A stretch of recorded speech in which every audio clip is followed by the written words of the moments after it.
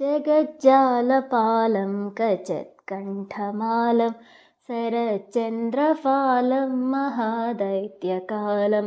नभोनीलकायं दुरावारमायं सुपद्मासहायं भजेऽहं भजेऽहम् सदाम्भोदिवासं गलत्पुष्पहासं जगत्सन्निवासं शतादित्यभासं गदाचक्रशस्त्रं लसत्पीतवस्त्रं हसच्चारुवक्त्रं भजेऽहं भजेऽहम् रमाकण्ठहारं श्रुतिव्रातसारं जलान्तर्विहारं धराभारहारं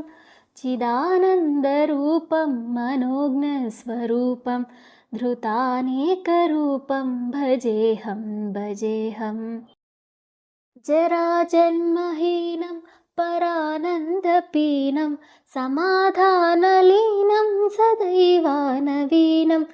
जगज्जन्महेतुं सुरानीककेतुं त्रिलोकैकसेतुं भजेऽहं भजेऽहम् कृताम्नायगानं खगादिशयानं विमुक्तेर्निदानं हरारातिमानं स्वभक्तानुकूलं जगद्वृक्षमूलं निरस्तार्थशूलं भजेऽहं भजेऽहम्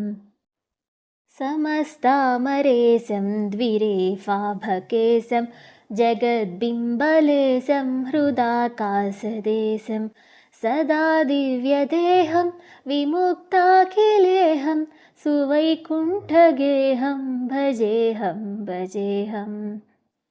सुरालीबलिष्ठं त्रिलोकीवरिष्ठं गुरूणां गरिष्ठं स्वरूपैकनिष्ठं सदा युद्धधीरं महावीरवीरं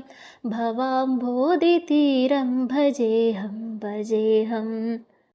रमावामभागं तलालग्ननागं कृताधीनयागं गतारागरागं मुनीन्द्रैः सुगीतं सुरैः सम्परीतं गुणौघैरतीतं भजेऽहं भजेऽहम्